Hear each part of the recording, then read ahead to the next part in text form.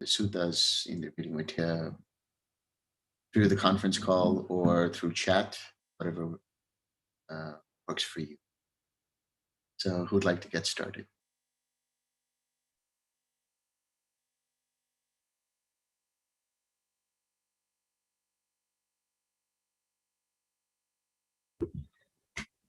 All right. Hey, how's it going? I think I'll start with I've been kind of thinking of some questions for this actually, when I have you to ask some good ones. So I hope I've got something. Um, but I wanted to start with a basic one, which is what is a jhana? When are you in jhana? And I want to give you a few examples of what I mean. Um, Obviously, like early on in the practice, you enter a jhana like with the really strong joy, and you're very clearly in jhana. And then sometimes I'll just be walking around at the zoo or something, and I'll just be understanding things differently, and I feel like that's part of maybe the jhana. And then maybe lately I've been, kind of maybe in the middle of those two, maybe just sitting in a practice for a long time, no specific feeling, no real hindrances, no massive insight, just kind of a overall good feeling. And so I've read a lot of texts and I've read the jhanas described many different ways, but I've never specifically read anyone say when you are in or not in jhana, besides there's a hindrance. So yeah, that's my question. So, first of all, we should understand that jhana is all about different levels of understanding. So, each jhana is a progression of insight, if done correctly. There are different types of jhanas in the sense that some people experience absorption based jhanas, where they experience the different factors of the jhanas and their mind becomes so absorbed that there isn't really anything there except just those factors, and there's not enough space for real evolution to happen in terms of understanding insight. But the basis for all jhanic practice is first and foremost mindfulness. So, first we have to understand what we mean by mindfulness. Mindfulness really is observing in every moment how mind and its attention moves. So, being able to see where your mind is at any point in time is really the first step in this whole process. Whether you are in a state of collectedness, which is what a jhana is, or whether you're just observing your mind while doing some other activity, your ability to see whether there is any kind of craving or any of the hindrances present is the function of recognized step. And that is also the function of observing or mindfulness. So, your ability to do that first and foremost provides that foundation for deepening your practice and observation into a jhana. Jhana comes from the word in Sanskrit, which is dhyana. And dhyana means to meditate, to become collected. A lot of times the translations will use the word concentration or focus, but that gives the connotation that that means that the mind has to be very super focused and try very hard. Whereas you'll find it's more effective to relax into that state and allow the mind to just unify around whatever the object of meditation is. So there has to be a balance in terms of whether one is in an absorption based jhana or in just watching things, or is there something going on? And you have to find that, let's say, balance, which is basically using the object, whatever it might be. It can be loving kindness or any of the Brahma Viharas.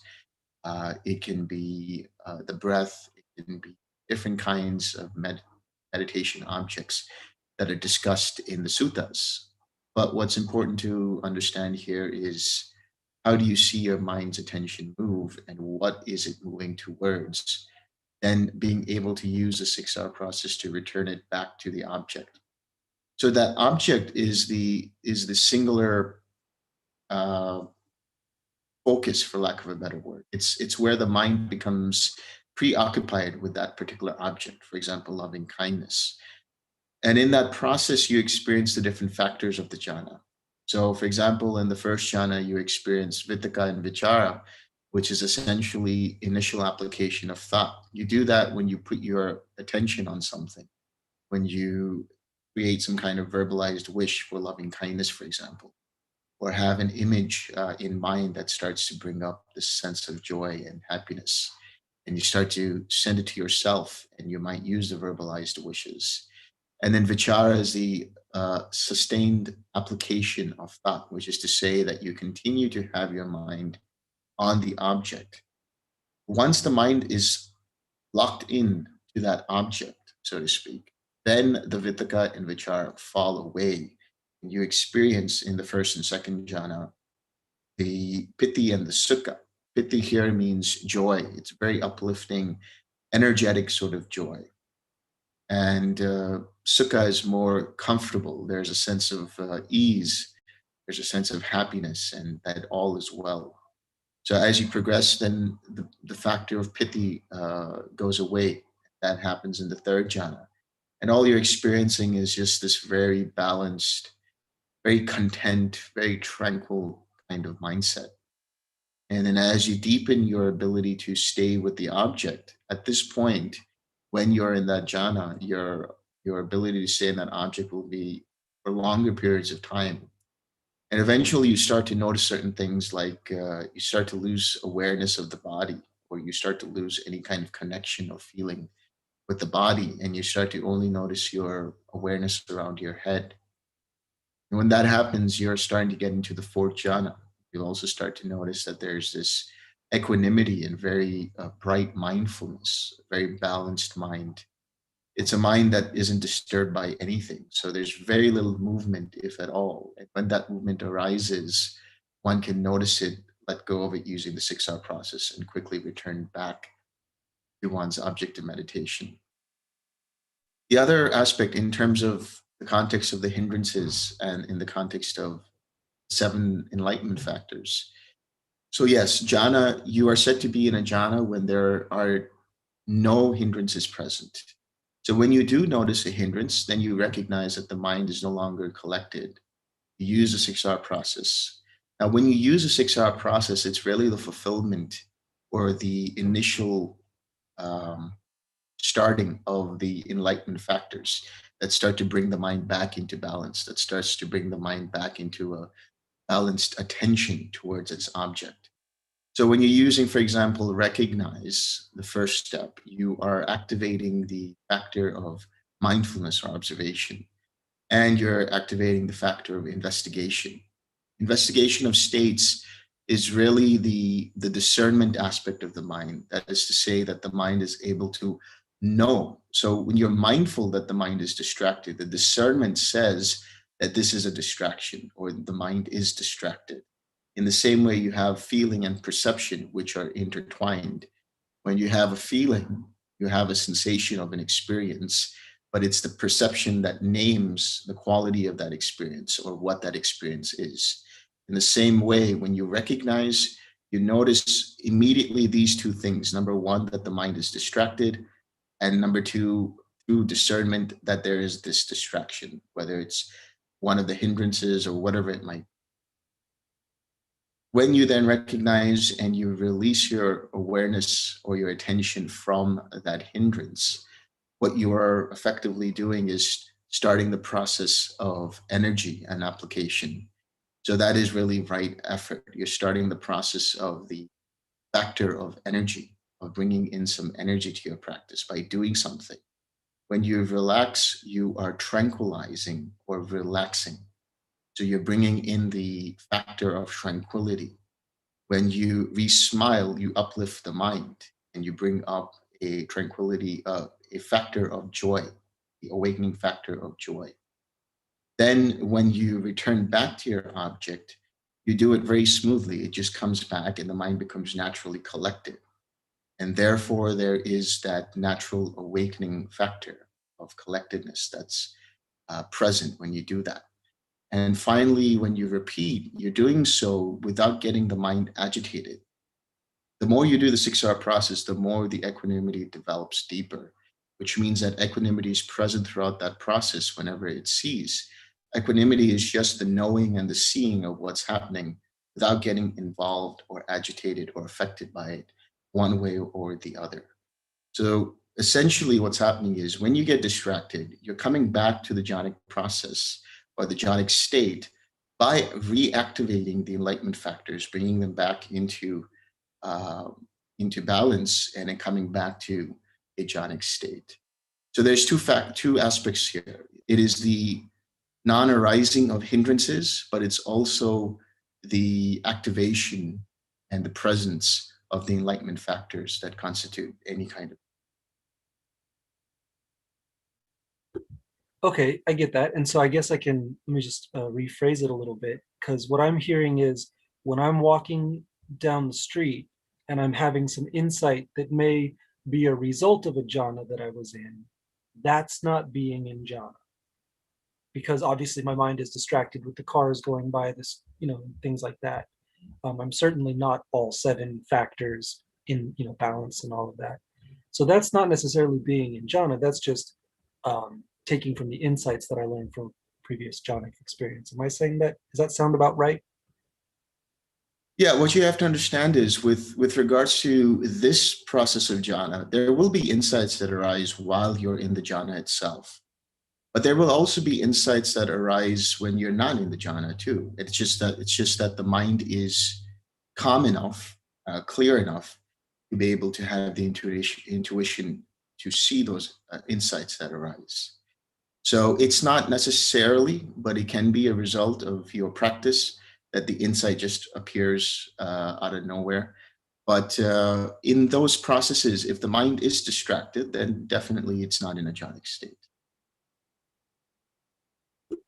Thank you. Like I said, I've read a bunch of stuff and I've just never seen it said so clearly. So I appreciate that. Thank you. Welcome.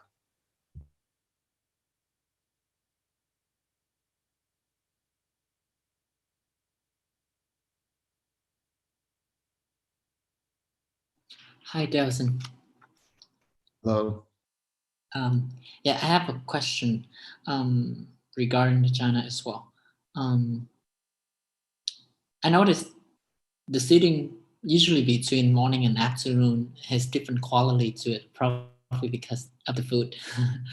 But I just wonder if the jhana, for example, the first jhana itself, um, the experience in a jhana, does it have a range of clarity? Depends on, could be your physical health level, or maybe your energy.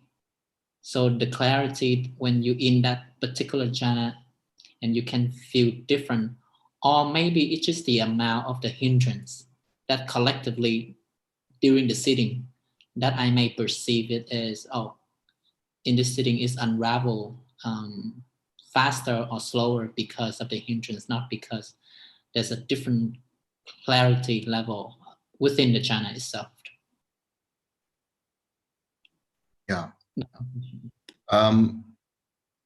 There can be, see, that's the thing that one has to always understand is every meditation session is going to be different. It's always going to have different experiences, different insights, and even different quality of hindrances. But in terms of the jhana and the clarity within the jhanas, as you start to deepen your practice, you actually do get much clearer because your mindfulness becomes sharper. So it's dependent upon the degree to which your mindfulness is sharp. If your mindfulness becomes even sharper, you can go in as far as to be able to see how Sariputta is able to see in Majjhima Nikaya 111, where he sees the different factors of the jhanas one by one as they arise, as they are present, and as they fade away. It's not that one is looking for them. It's just that they seem to be very clear to them, to the mind, because the mindfulness is very, very, very clear, very, very sharp. So it is possible that, you mentioned food. It's not the food itself, but it could just be the process of having had food, the amount of food or whatever it might be, that can cause the mind to go into a more unclear state, which is filled with sloth and torpor, maybe some small sloth and torpor. So you have to be able to notice that if that is happening. But you know that you're, let's say, on the right track, so to speak, when everything seems to be flowing. There's a certain natural flow of attention that's happening with the loving kindness or with whatever your object is. And it's very easy, and it's not only very easy to be able to recognize any time the mind comes out of that flow, but it's very easy to also be able to return quickly. You're able to notice, use a 6R process and come back to it quickly. And that should be a point of celebration, so to speak, meaning what you have to see is the distractions or any hindrances that come up are great spotlights to where the mind is usually attached to. What is it that the mind is usually attached to? So these distractions and hindrances, when they come up, they should be treated as teachers that are pointing in the direction of where the mind needs to work on. And that work that needs to be done is essentially the abandonment of that craving attached to it, the relaxing of the tension, and the returning back to a wholesome state of mind. That's really all the work you're doing in the meditation process.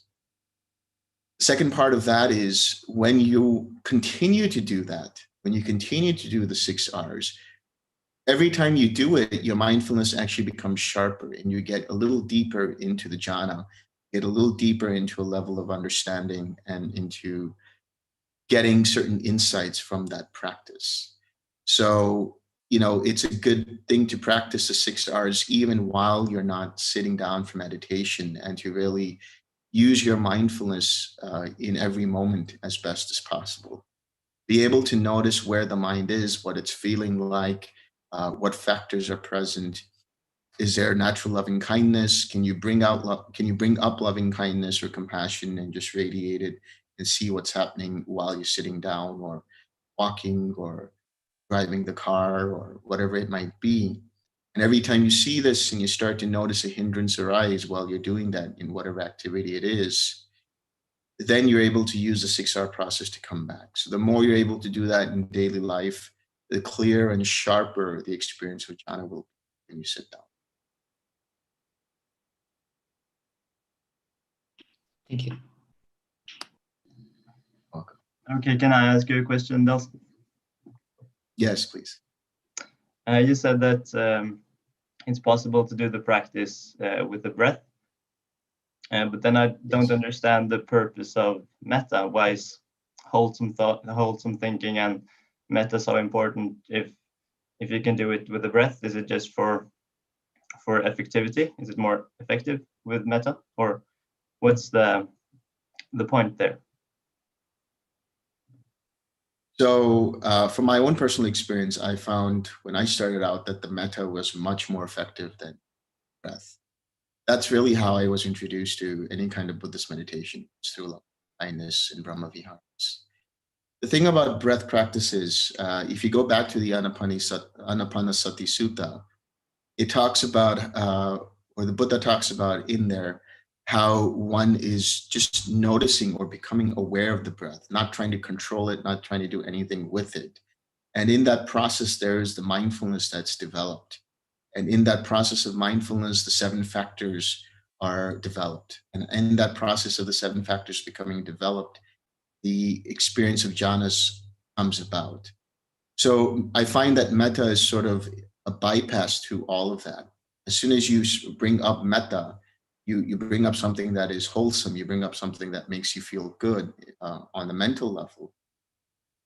And when you do that, you're immediately working with the enlightenment factors without even knowing it, meaning you're immediately able to just bring up that feeling of joy. Then that joy becomes collectedness and tranquility and so on and so forth. And then the mind becomes naturally collected around it. So the fact that it feels good mentally, rather than just watching the breath, and there's a tendency for one who watches the breath to start to get distracted much more easily than with metta, because the metta is very, very heart-oriented sense. It's very feeling-oriented, so you can really work with it in your mind. Whereas the breath, it can start to it can start to make the mind want to control the breath or do other things with the breath. So there's a lot more stepping stones involved into getting towards the enlightenment factors, getting towards mindfulness, and getting towards factors of the jhana than there is just feeling the metta, feeling the joy and clarity and collectedness, and then just watching how that mind collects around that experience. And then just letting it evolve, because at that point in time, all you're doing there is continuing to observe and siksar anytime a hindrance arises.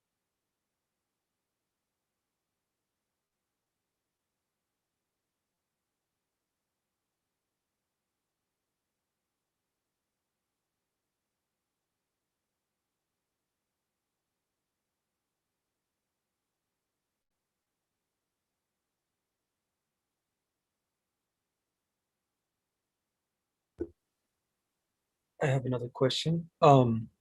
Yes. So before finding TWIM, I had done some deep absorption meditation, and I was having some problems running into, my mind wasn't comfortable. It wasn't a good thing. And I researched online, and I was a little bit bummed out how I would find very little basically talking about that. And what the few articles I did find were showing how maybe they were essentially basically everybody says meditation is great, just do it, there's no downsides, everything will be fine. And I was clearly seeing that that wasn't true. And so it upset me. I found TWIM, all of those problems are gone. Everything is fine. However, I still have to ask this question just because now I'm curious. Has anyone achieved or attained Nibbana and not liked it? Like, where are the 1-star reviews of somebody saying like, no, it's actually not that great, go back, don't do it? Like, is that there? Is that a thing? I haven't heard of it, of anyone saying anything like that.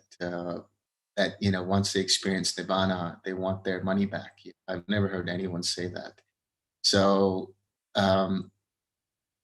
the experience of Nibbana itself is void of any kind of feeling. There's a sutta in which Sariputta talks about, the highest bliss is Nibbana, and there is no feeling in it. The very fact that there is no feeling is what makes it the highest happiness. What he means by that is it's going beyond all kinds of conditional concepts or conceptualizations that the mind has about this world. And it comes to this point where the mind becomes so free of suffering. I mean, that is really the goal of this entire practice, is to let go to different degrees the mental suffering that has been inherited, let's say, throughout lifetimes, has been brought about through many lifetimes.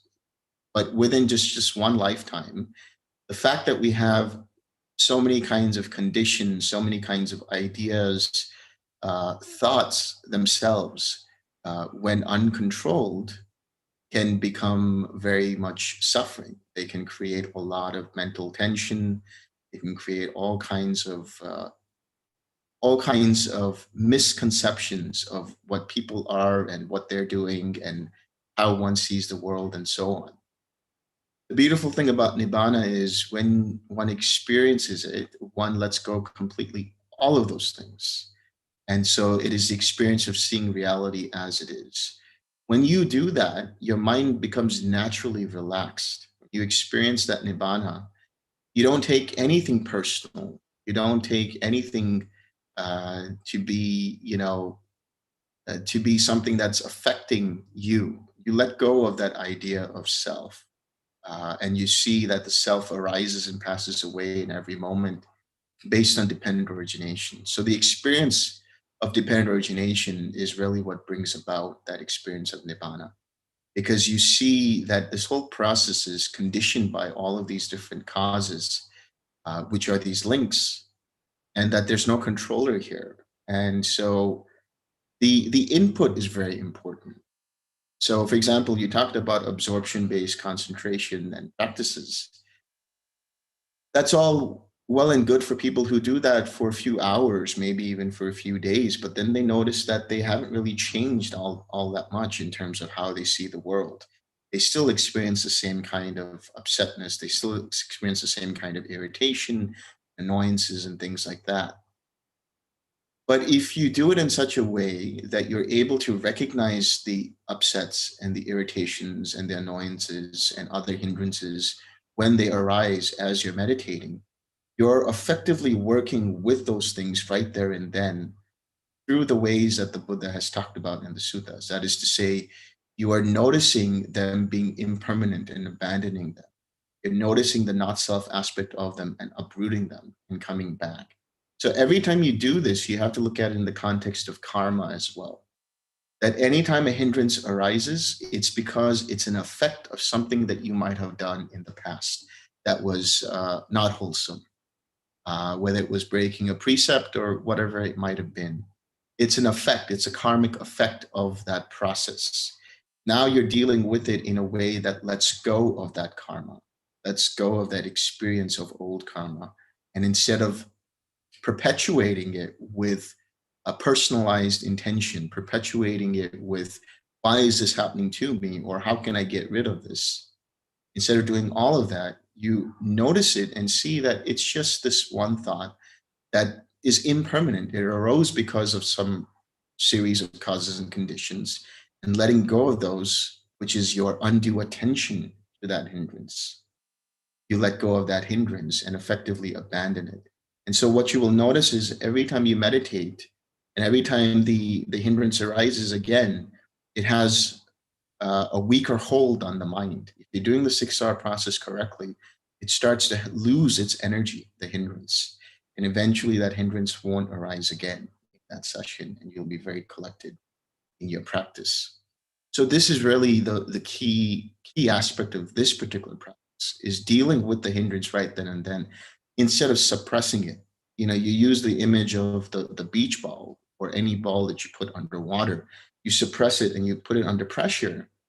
And then when you let go of it, it just pops back up, you know. And so it's the same with absorption-based concentration. You suppress all thoughts, including hindrances. And then after a while, when that pressure is gone, it just brings up all of that again in some way or another. And it can be very difficult to manage after that, because there hasn't been really any evolution of insight, any evolution of how to use the mind or these mental processes to abandon, let go, and uproot those unwholesome states. So in doing this over and over and over through that practice, then you experience Nibbana. You experience the cessation of all perception and feeling. And doing so, when you come back up, when the mind starts back up, it sees how reality is created through these causes and conditions, and lets go of any attachment to them, lets go of any personalizing of them, lets go of any ignorance of them. In that process, one experiences Nibbana. So everybody that I've spoken to who has had some kind of an experience like that has said that it has shifted their personality for the better. They see things differently. They're able to connect with people in a different way, not take things seriously in the right way, meaning not realize that all of this is impermanent, and not take anything personally, because they don't no longer hold the view of any kind of permanent self. So there's a lot of relief that people feel when they've experienced it for the first time. And over the next few weeks after, and a few months and years after, they start to notice how they are definitely different, and other people will notice that about them as well. And it's just that they live lives that are very clear, very, very compassionate, very insightful, very wise, without having to try to be so. It just naturally happens to them. Hello, Delson. Hello. Hello. I have a little question. At your level of meditation, could you still have a life like before your attainment, or there is material drastical changes? like living more, don't know, without a work or different work, or don't know. It depends upon the attainment. And what that means is after you have an experience of Nibbana and you experience the first attainment of enlightenment or awakening, the first level, which is the stream enterer, what really changes for people is their ability to let go of things quicker. They might still be in work, they might still do their work, they might still maintain relationships and so on, because they've only let go of the first 3 fetters of the 10 fetters that are there. So that means that they've let go of any kind of a self-view, as I mentioned, which means they let go of the idea of a personal self that is underlying, always there and permanent. They let go of any kinds of doubts in what is wholesome and unwholesome, let go of any kind of doubts in what is the practice, any kind of doubts in how to practice and so on, because they've seen it for themselves. This is the experiential faith or confidence in the triple gem, that is to say, in the Buddha, the Dhamma, and the Sangha. They let go of any kind of attachments to rites and rituals, which means that they know that morality is important, but it's not the only thing that's going to get you to Nibbana. There's other aspects, namely samadhi and insight. So the experience of morality or developing morality is followed through with meditation, is followed through with insight. So that attachment to rites and rituals is really understanding that any kind of ritual that you might do, and a person might continue to do it just because it makes them feel good, but they know that it's not going to get them to that experience of Nibbana. So Sotapanna will still be, pretty much within the life of whatever it is that they're doing in terms of their job or their work, whatever, or they might decide to do other things. That's really up to them. But the important thing to understand here is they haven't really destroyed craving or aversion. They haven't destroyed sensual craving or aversion. And so you have another attainment, which is Sakadagami, which is a once returner. And there too, they might still continue to do same kind of work that they're doing, but they notice that their mindfulness is much sharper at this point in time, so that any kind of inkling of craving, of aversion that might arise, they can immediately recognize it and let it go, and it subsides. It's very much easy for them to be able to recognize quicker than it would be for somebody who's just entered the stream. Then eventually with the anagami, they destroy their sensual craving and aversion fetters. When that happens, the mind is very peaceful. That mind still has some restlessness, still has some kind of craving for form and formless realms, still has conceit, still has ignorance. But that mind doesn't have any more sensual craving. So that mind will be less agitated due to any kind of sensory experiences. It won't be agitated at all, in fact. That mind would be undisturbed by any kind of irritating experience or annoying experience and so on.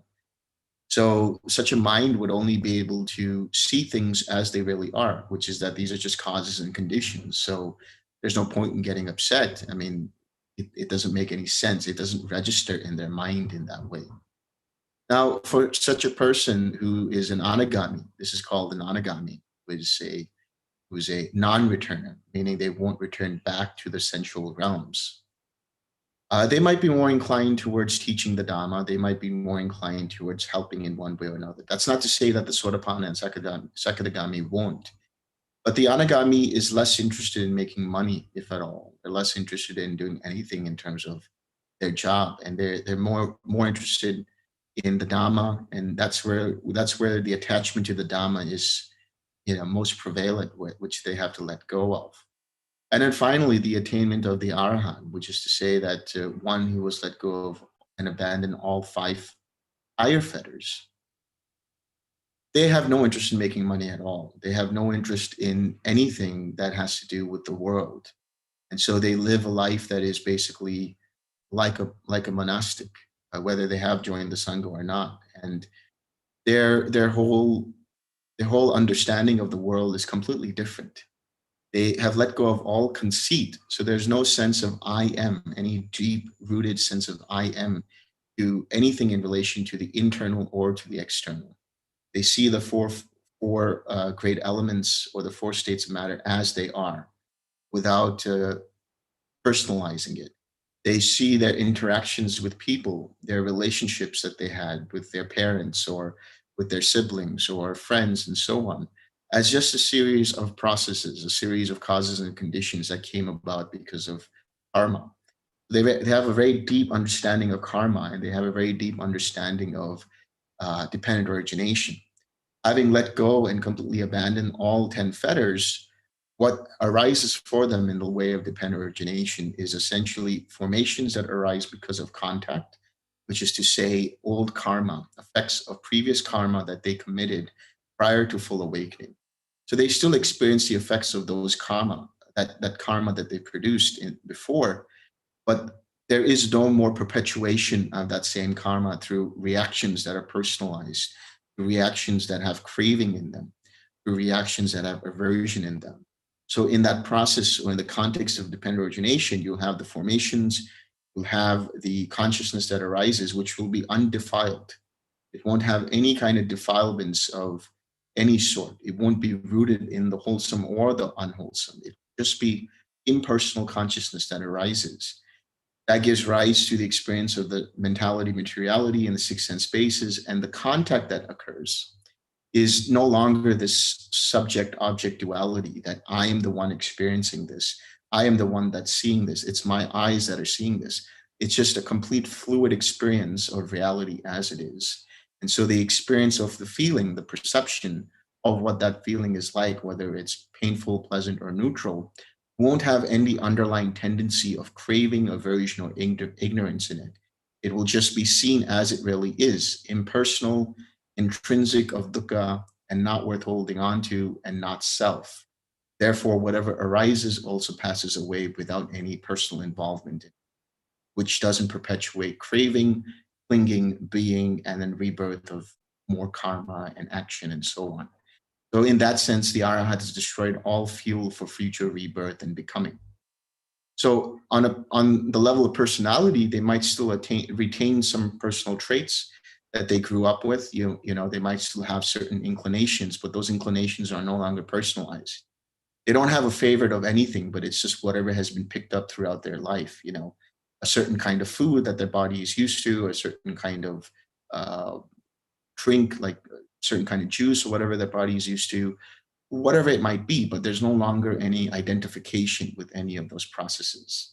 But ultimately, the arahant will no longer live like a householder. They won't have any more interest in making money, making a name for themselves, having any kind of fame, gaining anything. All of that is experienced through that duality of subject and object, which is because of that I am nature that's intrinsic in the mind with conceit.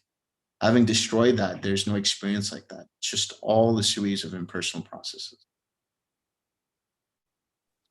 So having destroying all of that, does that mean like we might imagine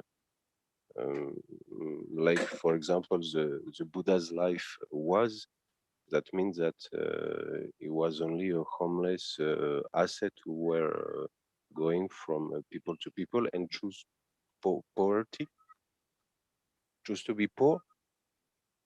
Is it is it a condition to that will come with arahantship, or not necessarily? Not necessarily. It's just that the Buddha decided to become an ascetic because that was the culture in India. If you wanted to learn something, if you wanted to attain something in the way of some kind of spiritual experience, you retreated to the forest because that's where all the teachers and ascetics were. And so the understanding of choosing a life of poverty, it's not really a choice for that reason itself, but entering the homeless life is much more conducive to being peaceful, to having a peaceful environment, and to having an environment of seclusion. So if there was an experience of somebody who became an arahant, they would join the order, they would join the sangha, and they would continue to live the life of a monastic. But that's not to say that that's the case for all arahats. In the suttas, there are a couple of experiences of, for example, Bahaya, who was already an ascetic. He wasn't part of the Sangha, but he experienced arahantship when the Buddha gave him certain discourse. But he was not formally part of the Sangha. And then he died thereafter after having some kind of an accident. So it's just that the nature of the arahat will be like that of an ascetic. They don't have to formally join the Sangha, but they just have a natural kind of inclination towards seclusion, natural inclination towards being more meditative. And if they have a knack for teaching the Dhamma, they'll do that as well. They might possess the 4 analytical knowledges of the ability to understand the Dhamma and convey it in a way that people can understand and experience. So different arahats will have different inclinations. You see that in the suttas with different examples. There was an arahat who decided he would be sort of the caretaker of the monastery. So he would be very diligent in making sure that people who came in were welcomed, the place was cleaned up, and so on and so forth. So, but that doesn't mean that they make it all personal. It's just a matter of their personality or the kinds of traits that were already present in them, that they just continue on without making that as a self, without making that as an I am or a sense of conceit. Very clear, thank you. You're welcome. So one last question, if I continue on it. With your level of experience and attainment, for you, are all the suttas good, or do you rate someone that you think it is not from the Buddha or from people, from a man or woman that become arahat? Yeah. So in terms of seeing and reading the suttas, for everybody, that is going to be a different process. As you continue with your level of attainment or whatever it might be that somebody experiences, when they read the suttas, they can immediately recognize that, this is what the Buddha meant when he talked about letting go. This is what it means when they talk about a certain factor of the jhana or whatever the experience is. This is what is meant by abandoning the hindrances. So the experience becoming the foundation of that person's mind, whatever they have attained, is then able to recognize, let's say, the gems that are hidden in plain sight in the suttas. Because for a beginner, when they start to read the suttas, it's very cryptic. A lot of the things that are talked about don't always make a whole lot of sense immediately. And so only with practice, with a certain level of insight and understanding, one is able to recognize what that means based on their own experience. So there is this interdependency. Reading the suttas provides some clarity in how to practice. And then the practice itself and the experience of the practice starts to give clarity on that same sutta, or even listening to the same Dhamma talk. Every time you have a different level of experience and attainment, whatever it might be, you come back to it and you start to notice deeper things that you didn't recognize the first time around, even the second, third, or fourth time around, whatever way it might be. As for seeing certain suttas that are not, that could be considered not ascribed to the Buddha, or that could be considered, let's say, late additions, or just certain things that are biased. For example, there are suttas in which, or certain circumstances in which you're talking about the bhikkhunis, talking about whether to ordain them and so on and so forth. I'm saying this because I had a recent discussion with this about someone. They said that a lot of things that are talked about, or in the way that the monks, the bhikkhus, treated the bhikkhunis or saw the bhikkhunis, or how the text kind of displays or shows or conveys how the bhikkhunis are and how they should be treated and all kinds of things, are all just part of cultural bias at that time and throughout the centuries in the Asian continent. And of course, probably even all around the world in those periods of time. But what was also interesting was that when you compare that with the agamas, which are the Chinese agamas, you don't really see any of that, if at all, very little. So that is to say, based on that kind of understanding, there have been certain additions, there have been certain cultural biases put into the suttas.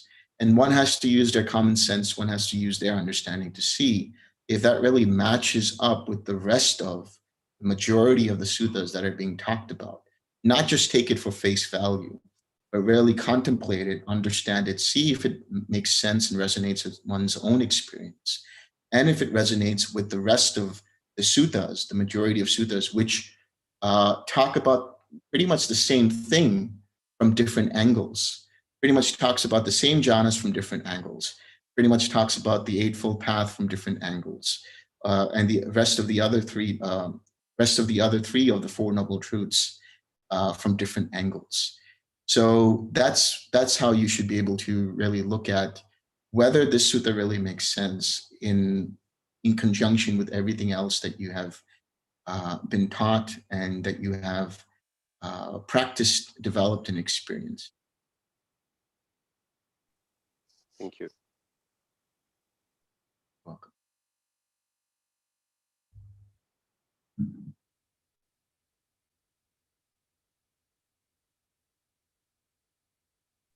Hello, Delson. So I have a question about specifically maybe when you're in neither perception or non-perception, or you can enter that pretty quickly in a retreat setting I'm talking about. So there are two questions which are related to the 6 directions. The first one is when you're already doing either in nothingness or in either perception, do you really have to do the 2-minute or 5-minute each direction, or is it just better to just leave it alone, just have the intention to go in a direction, and whenever the self comes back, which is maybe a distraction of whatever type, which could be in a minute or in 10 minutes, just go to another direction, or do you really have to just try to get those directions done as fast as possible, just 2 minutes each direction? That's my first question. And then the second question is pretty much if you can just at a certain point just leave it, just when the directions really cause the self to come back, really cause tightness, just leave it and just do nothing. Yeah. So initially, it's recommended that you do individual directions, 2 to 5 minutes each in each direction. And regardless of whether you're doing that or just radiating, it is important to notice if there is tightness coming up, because that's where the self is coming up. The idea that, you are doing this and then really focusing too much and trying to push it rather than allowing it to flow from wherever the intention is towards the direction. But my short answer to that would be that no, it's not necessary. It depends upon your mind's inclination. Maybe in the beginning, the mind will require, as one practices, that it just makes it easier for it to get into kind of a routine or a practice where it does it individually, and then it's just able to do it in all directions at the same time, using that as a foundation. But as you progress, you'll find that the mind becomes quite comfortable with being able to radiate in all directions without that initial practice. So you have to find where you're at in terms of your mind and where it is best in terms of the practice. And if you're able to just radiate automatically and without any tension, without any kind of trying too hard or pushing too hard, then by all means do that. But when you do notice that the mind is pushing hard, whether it's in individual directions or in all directions at the same time, then what you have to do is use the 6 R's, let go and relax the tightness, and come back to just watching and observing the radiating happening rather than trying to make the radiating. Okay, thank you, Delson. Welcome.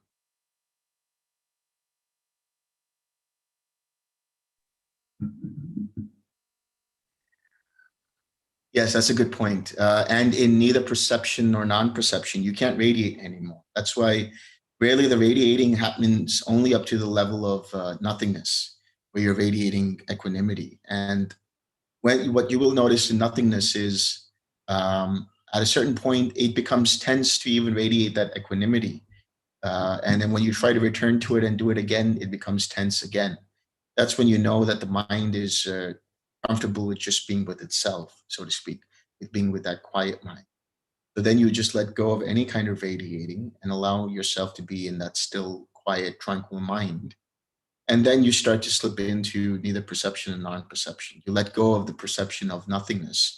You change your perception or your object of meditation to that quiet mind. And in that process of that quietude, there's nothing there. It's like a very clear window that you don't see anything through. And there's such clarity that eventually certain formations come up and you come to this level of lucid deep sleep, where it's like you are awake but asleep. I'm sure you're aware of that since you're talking about neither perception and non-perception. But the short answer, based on what was written, is that in neither perception and non-perception, you're not doing any more radiating. All you're doing is just observing and relaxing and letting go and coming back. That's it. Okay, perfect. Thank you.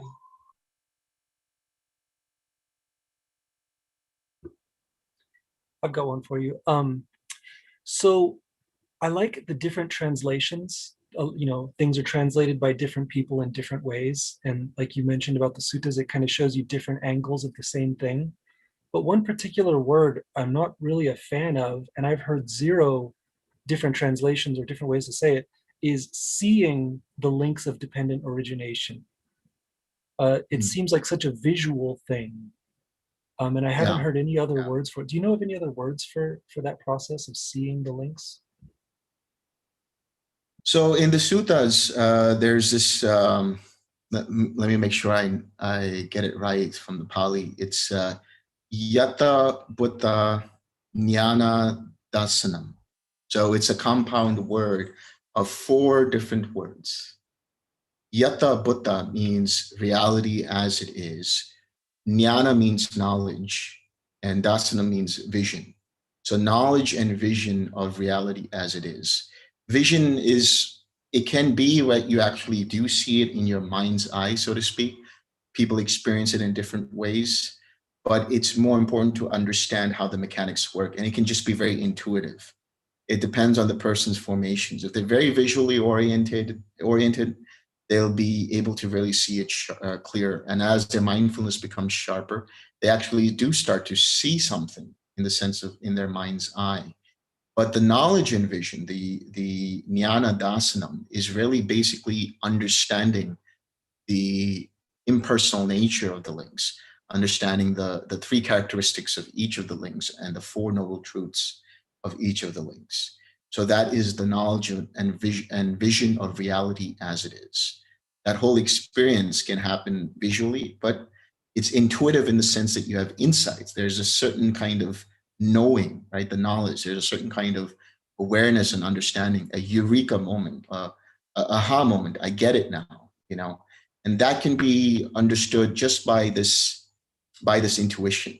It's not necessitated by seeing the links, although it is always following having seen the links as they are in the mind's eye. Got it. Thank you very much.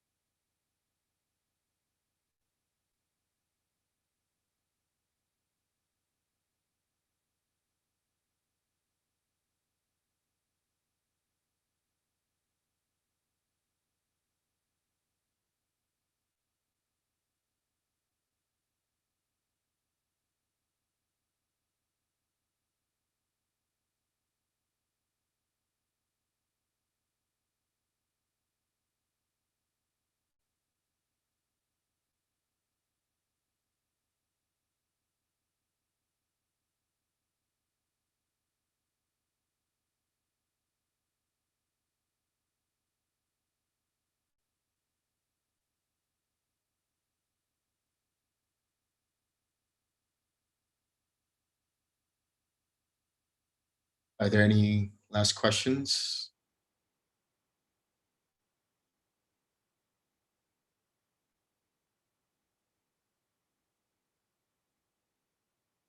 Okay, so I think it would be a good time to end this session.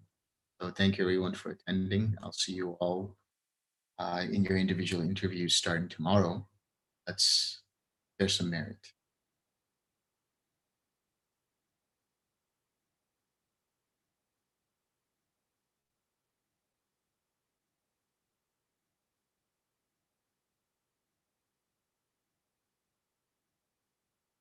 Unmute first.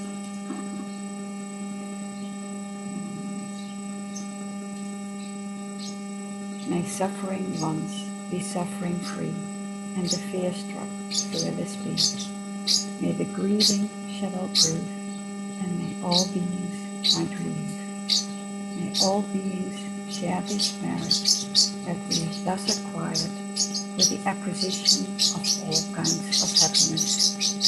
May beings inhabiting space and earth, devas and nagas of mighty power, share this merit of ours. May they long protect the Buddha's dispensation. Sadhu, sadhu, sadhu. Thank you, Delson. Thank you everyone. See you Very all. much, Delson. Take care. Thank you.